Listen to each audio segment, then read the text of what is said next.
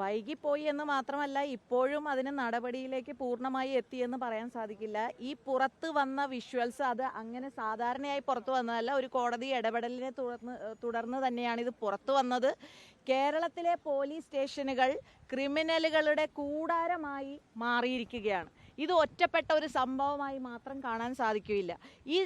ഒരു ഗർഭിണിയായ സ്ത്രീയാണ് ഇത്രയും ക്രൂരമായി മർദ്ദിച്ചത് എന്ന് പറയുമ്പോൾ ഒരു ആശ്വാസ കേന്ദ്രമായി മാറേണ്ട പോലീസ് സ്റ്റേഷനുകൾ ഇത്തരത്തിലുള്ള പീഡന കേന്ദ്രങ്ങളായി മാറുകയാണ്. ശ്രീ പിണറായി വിജയൻ ആഭ്യന്തര വകുപ്പ് കൈകാര്യം ചെയ്യുന്ന കേരളത്തിൽ എന്ന് പറയുമ്പോൾ പോലീസ് സേനയുടെ ഒരു അവസ്ഥ, പൊളിറ്റിക്കൽ സെക്രട്ടറിയുടെയൊക്കെ ഒരു ഇടപെടലുകൾ എല്ലാ കാര്യങ്ങളിലും നടക്കുന്നു എന്നുള്ളതൊക്കെ വ്യക്തമാണ്.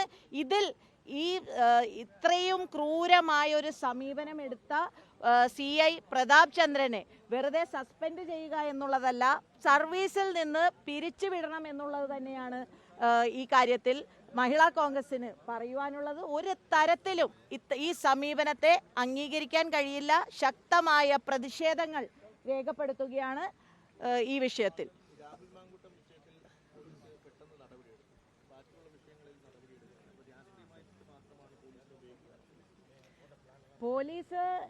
പോലീസിന്റെ ഓരോ കാര്യങ്ങളും ഇപ്പൊ കുന്നംകുളം പോലീസ് സ്റ്റേഷനിൽ നടന്ന ആ ഒരു വിഷ്വൽസ് നമ്മുടെയൊക്കെ മനസ്സിൽ ഉള്ളതാണ്. അത്രയും ക്രൂരമായ യൂത്ത് കോൺഗ്രസിന്റെ ഒരു പ്രവർത്തകനെ, നേതാവിനെ എത്ര ക്രൂരമായാണ് പോലീസ് കൈകാര്യം ചെയ്തത് എന്നുള്ളതും കോടതി ഇടപെടലിനെ തുടർന്ന് CCTV ദൃശ്യങ്ങൾ കണ്ടപ്പോൾ നമുക്ക് മനസ്സിലായതാണ്. കേരളത്തിന്റെ പൊതുബോധ്യത്തിന് മനസ്സിലായതാണ്.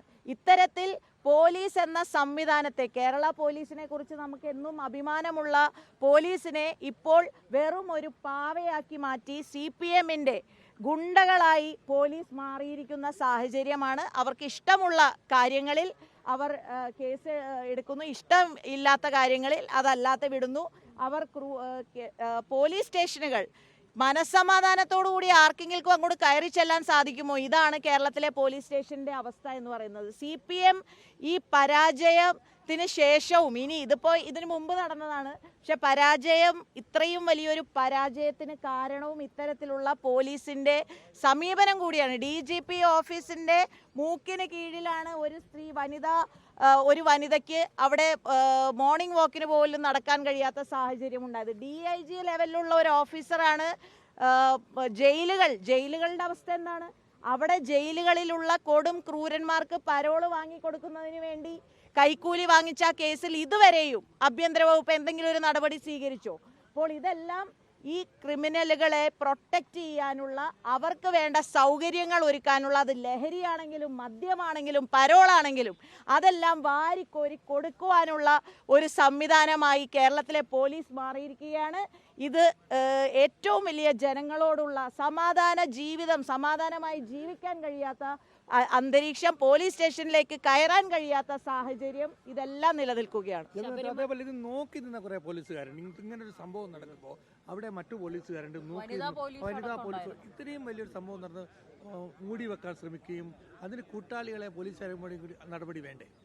തീർച്ചയായും അവർക്കെതിരെ നടപടി വേണം. ഇവരെയൊക്കെ ഭീഷണിപ്പെടുത്തിയിട്ടുണ്ടാകും എന്നുള്ളതും നമുക്ക് ചിലപ്പോൾ കരുതേണ്ട. പക്ഷെ എന്നിരുന്നാലും ഇത്തരത്തിലുള്ള കാര്യങ്ങൾ പോലീസ് സ്റ്റേഷനിലോ സർക്കാർ സ്ഥാപനങ്ങളിലോ ഒക്കെ നടക്കുമ്പോൾ ഇതെല്ലാം പ്രതികരിക്കേണ്ടതും അതിനുള്ളിലുള്ളവരും കൂടി ഉത്തരവാദിത്തമാണ്. പക്ഷെ അങ്ങനെയുള്ളവരെയൊക്കെ ഭീഷണിപ്പെടുത്തുന്ന ഒരു ഭീഷണിയുടെ ഭരണവും ഭീഷണിയുടെ മുഴക്കവുമാണ് കേരളത്തിൽ ഒട്ടാകെ നമ്മൾ കാണുന്നത്. അത് നമുക്കറിയാലോ. ഓരോ രാഷ്ട്രീയമായി തന്നെ അവരെ എതിർക്കുന്നവരെ ഇല്ലാതാക്കുന്ന പല കാര്യങ്ങളും നമ്മൾ കണ്ടിട്ടുണ്ട്. അതേപോലെ തന്നെയാണ് ഇത്തരത്തിൽ ഈ പോലീസ് സ്റ്റേഷനുകളിലൊക്കെ ഈ ഭീകര നടക്കുമ്പോൾ കേരളം പോലെയുള്ള ഒരു സംസ്ഥാനത്തിൽ, നമ്മൾ ബീഹാറും ഉത്തർപ്രദേശിലെയും കാര്യമല്ല സംസാരിക്കുന്നത്, കേരളം പോലെയുള്ള ഒരു സംസ്ഥാനത്തിൽ ഒരു ഗർഭിണിക്ക് എറണാകുളം നോർത്ത് പോലെ ഹൈക്കോടതിയിൽ നിന്നും വെറും കിലോമീറ്റർ ഉള്ളിലുള്ള ഒരു പോലീസ് സ്റ്റേഷനിൽ ഇത്രയും ക്രൂരത നടന്നിട്ട് അതൊന്ന് പുറത്തു വരാൻ പോലും ഇത്രയും ഒരാൾ പോലും അതിനെതിരെ ശബ്ദിച്ചില്ല, അല്ലെങ്കിൽ ഇത് പുറത്തു വന്നില്ല എന്ന് പറയുമ്പോൾ ഇങ്ങനെയാണോ ഈ കേരളത്തിലെ പോലീസ് സ്റ്റേഷനുകളുടെ അവസ്ഥ എന്നുള്ളത് കൂടി നമ്മൾ ചിന്തിക്കേണ്ടിയിരിക്കുന്നു.